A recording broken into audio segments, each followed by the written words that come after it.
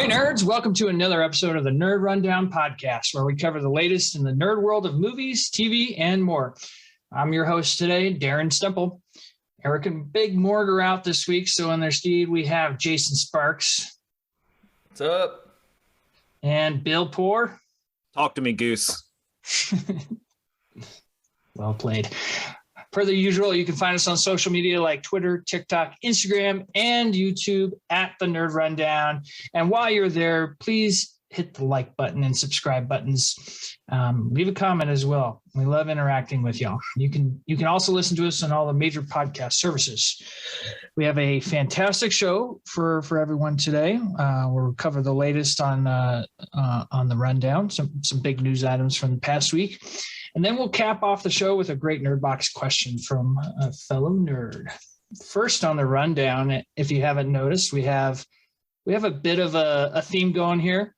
We got our first official story-ish trailer for Top Gun Maverick. And we got to give a big shout out to Eric, who couldn't be here this weekend to help talk us through the trailer.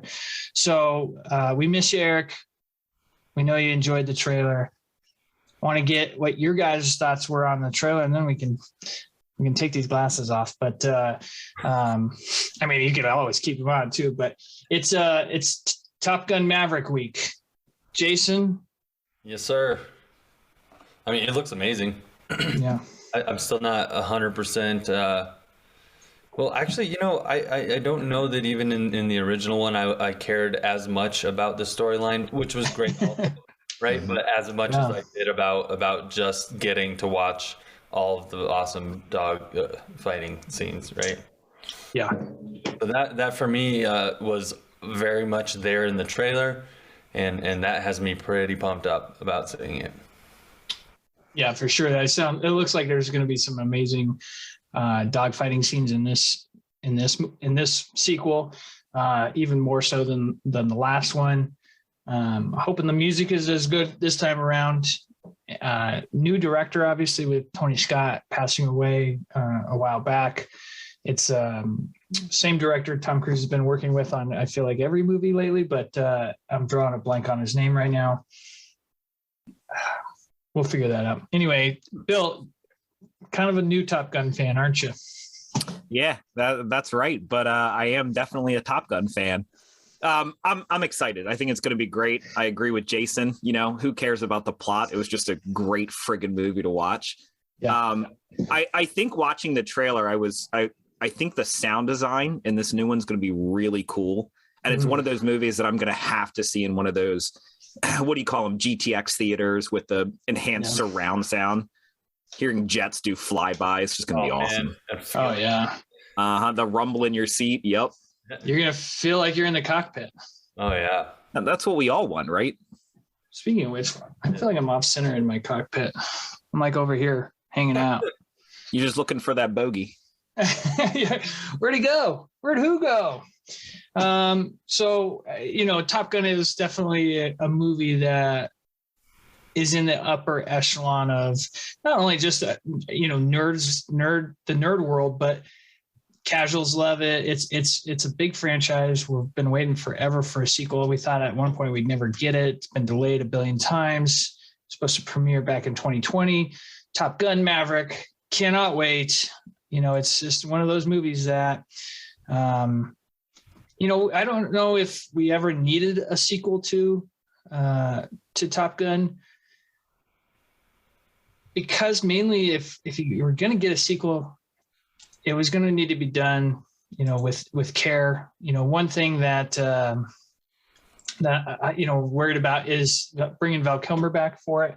How are they going to fit him in? You saw a little bit of that in the trailer, where maybe it's just a photo. It'd be interesting to see if he's actually in it with what he's had to go through lately.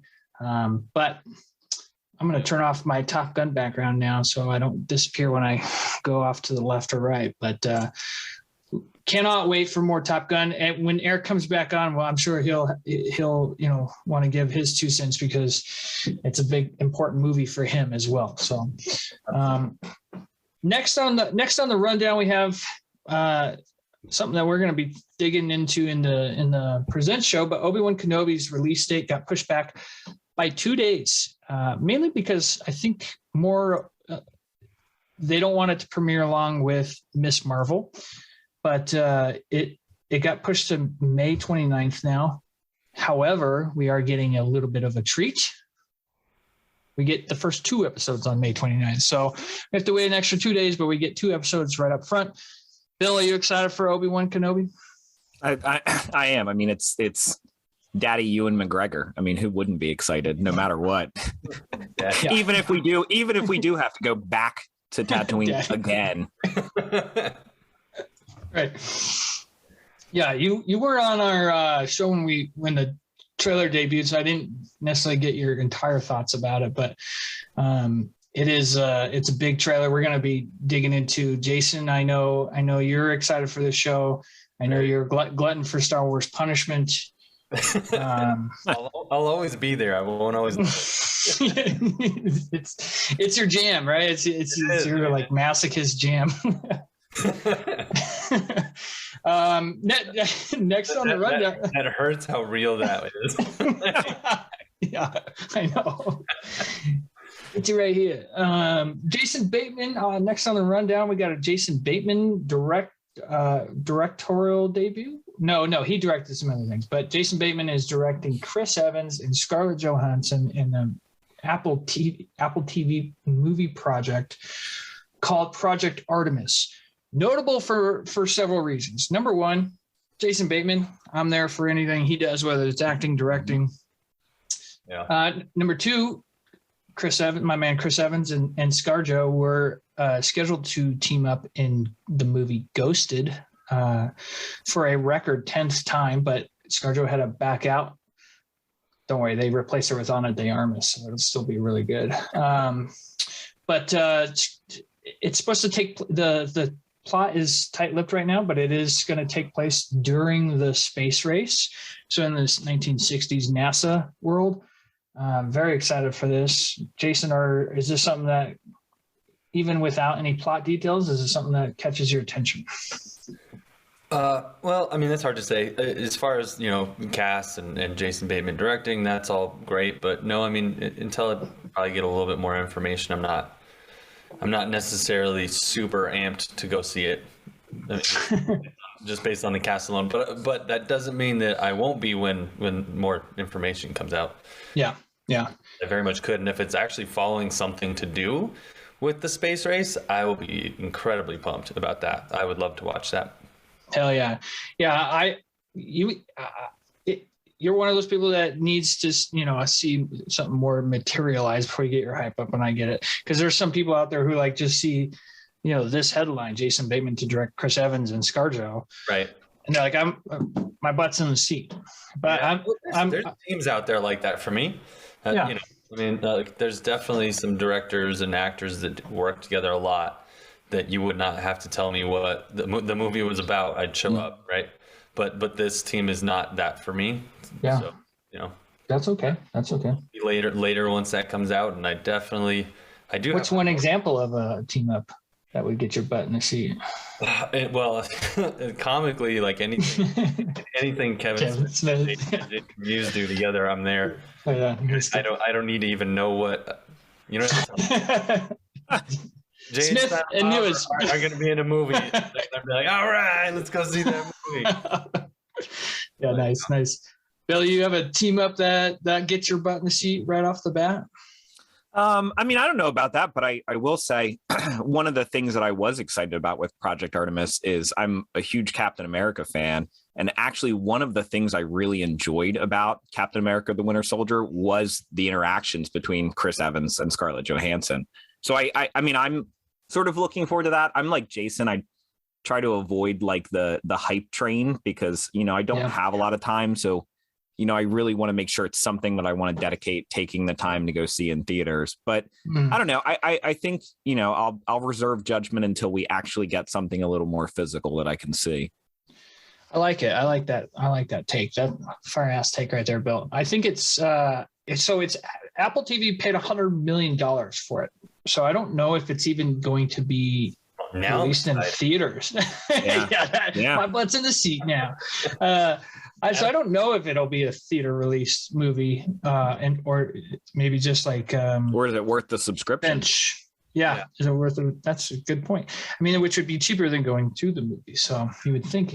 I kind of feel the only types of movies that even need to be in a theater anymore are things like the big action. Yeah, seriously. Yep. I mean, if it's just as good sitting on my couch, like I'm not going to a theater to watch it. I'll wait, right? Well. Yeah, I will say that's an interesting take, Jason, because I agree with you 100%. Being a new dad, it was hard to go to the theater. It was awesome that sounds weird, but it was awesome that we sort of lived through that time when everything was coming out on streaming.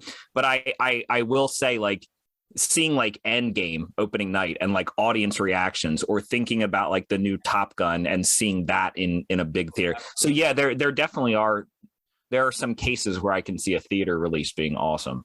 Oh yeah, and I think I'm kind of my opinion is also a lot based on having small children at home, right? So because getting to the movie theater, actually we've only been to the theater once in the last almost 3 years since my first son was born, and we went to see the Paw Patrol movie because we took him. It wasn't even like we got a night out and went and caught the Batman, which is something I'm praying that we get to go see before it's out of the theater. But without somebody around to watch the kids all the time, it definitely makes you feel more choosy about what you're gonna. Yeah, it's way more difficult. I'm glad that you brought that up, because that's something that I struggle with all the time. I mean, we've seen 2 movies in the past 3 years, and it's exactly like you said. It's an entire day thing. Right. So you really got to make sure it's why we have the Meg question about, okay, is this a movie that you're going to get a babysitter for? Is this a movie that you're taking your family to the movies, or is it something you're going to watch at home with the family? Right. And because we're all parents and we all understand the difficulty of trying to get that babysitter to go to the movies, or just like, I need a few hours away from my kids, man. Like, can't even at home. How can I do that? It's even rough to watch through like a full movie at home if it's anything over an hour and a half. Because by the time the kids are down and we sit down to watch it, you're just exhausted. Yep. Yeah. I mean, even watching a movie we watched Look Who's Talking as a family movie night last night, which I'm not sure that was the greatest family movie night, but great movie. Either way, I laughed my butt off. As a parent, that movie hits different, but kids, they sit still for about at most an hour, and then they get ants in their pants and they're jumping around, and it's like, I can't enjoy this movie because you're moving around so much. So I will say this, it's funny you mentioned that, because last night I was like, I'm going to put on Top Gun. So I get home from work and I put on Top Gun, and my son was like instantly bought in with the very beginning, with them shooting the jets off the aircraft. And he's like sitting there he's like, Mom, look. And it was like 30 seconds, and then he was over it. He was off playing with Legos. Did he come back in during the volleyball scene is the question. So next on the rundown, we have some Game of Thrones news. House of the Dragon series on HBO Max these days. I got a poster that confirmed the release date of August 21st. So now we know when we're getting our next Game of Thrones, and we can look forward to it. Bill, I know you aren't the biggest Game of Thrones fan. You weren't able to get into the show. Is this a show that has your interest, or no? I'll probably go with no. And it's not that I'm anti Game of Thrones. I wanted to like it. Everybody in the world likes Game of Thrones, it seems. But it's one of those things. I tried to get into it and I really just couldn't. And then, we talk about the time. I mean, it's just time to watch. It's hard even for me to watch things that I really enjoy, like Marvel or Star Wars. So I don't know, and unless things dramatically change, probably not. Yeah. Okay. Good to know. I think that's a question that maybe we can dive into at some other point about what was it about Game of Thrones that didn't catch your interest? Jason, you are were a Game of Thrones fan until maybe season 8, but is this a show that has your hype? Oh, absolutely. I mean, I'm hoping that it will be like very similar vibes, but hopefully dealt with a little bit more carefully so that we don't end up with everybody hating the the ending of, you know, how many hours that we all put into watching that show. Just to be really disappointed at the end, which I mean, to be fair, that's going to come along with anything. There'll be some disappointed people, but when the vast majority just is sitting there going, why did you guys do this? What do you do? And I think there was people out there like putting out petitions to get the whole season rewritten and remade. And yeah, it was that bad. It was. So I think if they handle it much better than that, it's definitely still going to be something that I will be very into. And Matt Smith being a part of it makes me really excited about it. That's right. Yeah. I think we talked about that the last time this came up, but he's my favorite Doctor from Doctor Who by far. Mine as well, Jason. Yeah. So him being involved in a project I would have been interested in anyways, you know, I'm just way more excited to see it. Are you interested in seeing Morbius because of Matt Smith? I'm going to see Morbius. I'm interested enough to see it. I don't think I'm going to have any hopes of it being good. I don't think there's been any feedback from anywhere that I've seen that says, look at how great this movie's going to be. It's at 15% on Rotten Tomatoes. It's getting shredded. Even the director's like, I don't know why Sony decided to put Spider-Man in the trailer. Like the director has like broken from the studio, and I was like, studio really did not help me out on this one. So, but House of the Dragon is the story of the Targaryen civil war. It takes place about 100, 200 years before our Game of Thrones story that we've gotten. No D&D, no David Benioff and David Weiss as part of it.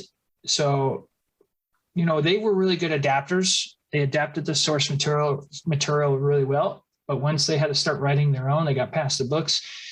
You could see it really slip in quality. And then the final season was, who has a better story than Bran the Broken? The dude missed the whole freaking season, you know. So who has a better story than a guy that didn't even put in season 5? Just breathe. Next on the rundown, we have Godzilla versus Kong sequel is in the works. It is a go with a working title of Son of Kong. So, Jason, you've seen Godzilla vs. Kong, correct? Yeah.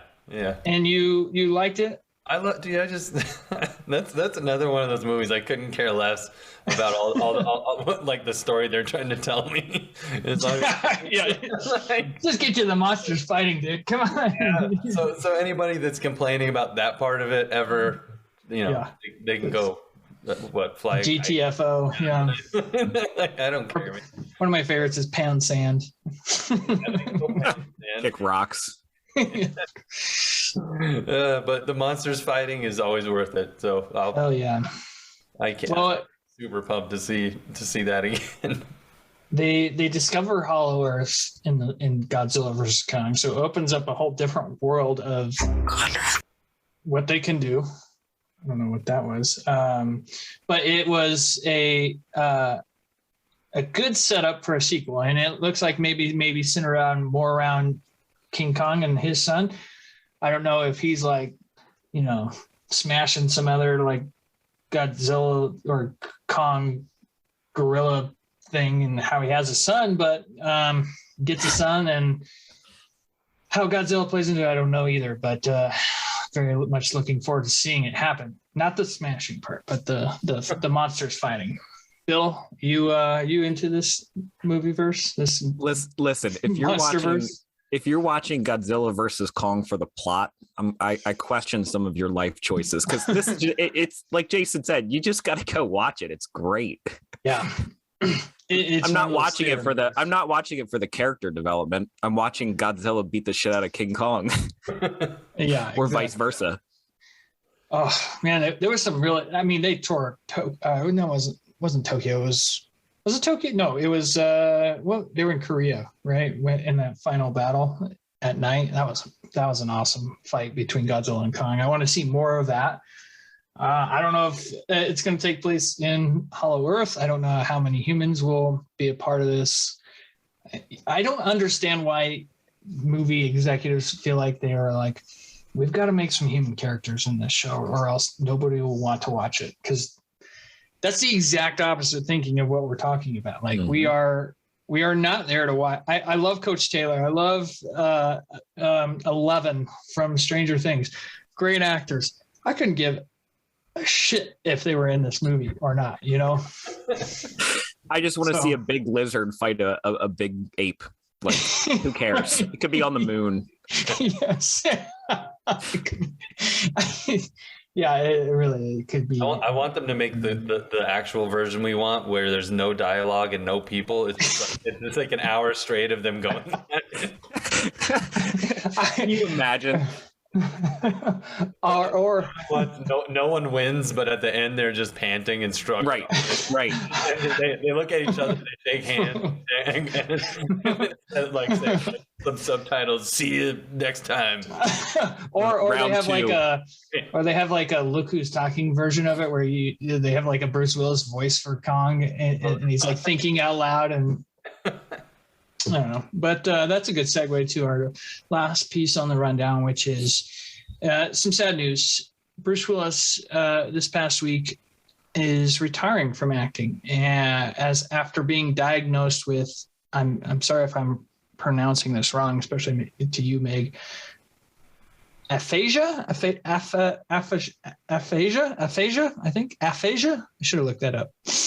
But it's a diagnosis that cannot be cured. It can be helped with treatment, but it affects their ability to communicate through verbal and written language. So it's really sad to think about Bruce Willis going through that. And you know, here's one of our guys on our Mount Rushmore that we've been talking about lately.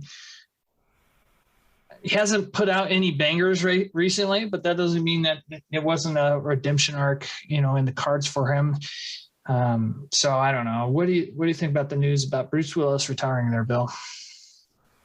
I mean, I obviously it's terrible. I actually didn't even know what aphasia, if that's how you say it, was until Meg dropped some knowledge on us in our group chat. So I was, I appreciated that. Yeah. No, I mean, it's like you said. I mean, Bruce Willis he's always been there, and he's always been, well, for the most part, his stuff has been great. So it's just kind of sad to see. 1986 was a big year. We had Die Hard and we had Top Gun, and we are bookending the rundown with these kind of storylines. So Jason, Bruce Willis, no more acting. Thoughts? I mean, obviously, I feel terrible about why it's happening, but I have no problem with Bruce Willis being done.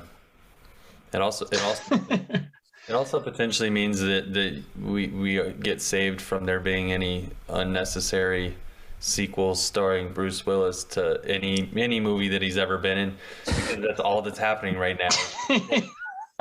That's a good point. We'll quote Eric. Hollywood's out of ideas. They're out of ideas. So I mean, as far as the career portion of this, this event, I actually, it might be good. It might actually be better off without ruining some of the great. I like that take. Never been. So. I like that perspective. So, we salute you, Bruce Willis, here at the Nerd Rundown. You have provided us with an infinite amount of nerdom. So thank you very much.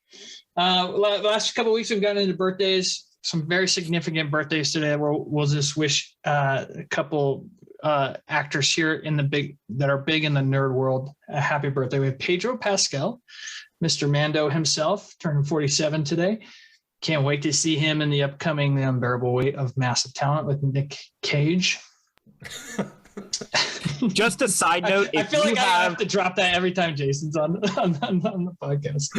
If you have, I think it's Hulu, but if you go on Hulu, there is an entire bar where every category has Nicolas Cage's face. I don't know if it was for April Fools, but it is hilarious. Oh man, I have to look that up. And then the other big birthday is Michael Fassbender, Mr. Magneto himself. So again, two big names in the nerd world. We salute you guys at the Nerd Rundown and wish you happy birthday. Nerd Box time. We got a great Nerd Box question today from a big fan of the show, big friend of mine, Mr. Mike Hodgkinson. He says, if you could live in one of these worlds, Harry Potter, Star Wars, or Lord of the Rings, which do you choose? And here's the caveat to it. You're not a main character, so you're not going to be Harry. You're not going to be Aragorn or Obi-Wan Kenobi. But you're not a main character or anyone who exists in canon, but you are Force sensitive, or you attend Hogwarts, or you could be someone with power in Lord of the Rings. So you could be, you could be a wizard, or you could be like a badass elf warrior. Elven warrior, I should say. Right. So I'm going to start with you, Bill. Which world? And you're a fan. Yeah, I think you're a fan of all three of these, aren't you? You're a big. I am. Yeah, actually, yeah. I would rank them all within my top 5. But for me, it was easy. I mean, the other day we sort of started talking about what was our top nerddom, and mine's Harry Potter. So that's a clear choice for me. But the more I think about it, if you think about these worlds and then you think about that addendum in there where you're not a main character or anyone who exists in canon, I think between those 3 specific choices, even if you're just a side character in the Harry Potter universe, I mean, you're still magic and you're witnessing magical things. Whereas like think about the background characters in Star Wars or Lord of the Rings. They're kind of just normal people who are living a fairly, I would say, ordinary life. Sure. Now, the only thing I would argue against there, sort of against my own point, is, I mean, the Lord of the Rings is absolutely friggin' beautiful. I mean, that would be like just the cool world that you live in is incredible. God, knowing my luck, if I was in Star Wars, I'd be on Tatooine.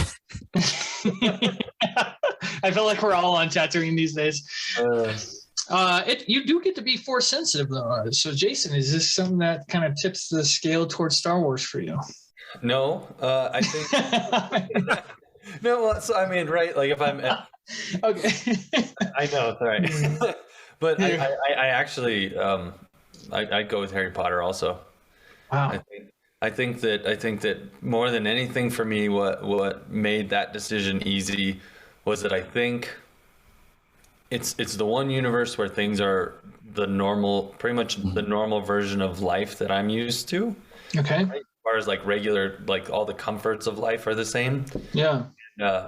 As opposed to like pretty much almost everywhere that they go in the Star Wars, if there's people living there, it's not somewhere you'd actually want to live. Like, I mean, other than maybe Cloud City was really like. Yeah, they were kind of thriving. Yeah, but for the most part, like, I wouldn't want to be anywhere there. And then of course, Lord of the Rings. I mean, it's a whole different. As cool as it looks, like you're not going to have air conditioning. You're not going to have like refrigerators for your food. Like it's you like, got this evil mountain over there looming. You can see it off in the distance. I mean, you're like just waiting for that thing to go off. Yeah, you got to be a wizard, man. That's so. I mean, this is very easy for me because I'm not the biggest Harry Potter fan. I've only watched the first 2. I'm really trying to get into. I like it. It's the rest of my family that's not into it. So I'm one day I'll finish the movie series, but I don't think I could live in that Lord of the Rings world where like I don't get a shower. You know, I don't. Yeah. It would be cool to fight with a sword whenever you can, you know, but. Yeah, until you lose. If I'm gonna have a sword, I want a lightsaber. You know, yeah. I want to be able to like be like, oh man, that my remote's over there. Right. and use the Force to bring it over into my hand.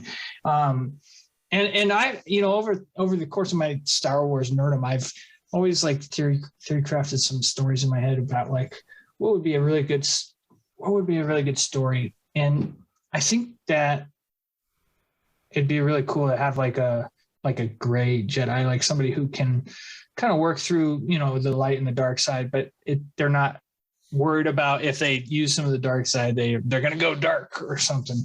So I think it'd be cool to have a cool Star Wars story, to have like somebody that maybe before the Jedi code was ever invented. So however long ago that was, they don't have to abide by the Jedi code. As you learn in the Obi-Wan Kenobi show trailer, it's like an itch. They cannot help themselves. So that was a great question. I think it became a little bit easier to decide once you start really breaking it down. Like, I don't get AC or a shower. I mean, the worst threat you're going to face in Harry Potter is a guy who can't beat a high schooler. So Yeah. I don't know. There was a scary ass scene in the last one we watched with a bunch of spiders. So I know that wasn't very easy. That's true. Some of the creatures are pretty intense. Yeah. But great question, Mike. Thank you for sending that in. We're going to go hop on the presents and we're going to talk more Star Wars. We're going to really nerd out about some Star Wars, and we're going to really use the Obi-Wan Kenobi show as a basis for that and see where it takes us and see how many Obi-Bonies we get. So thanks for joining us today, guys. Great insights, great takes. Thanks. Everybody else who's watching, we'll see you next week on the Nerd Rundown.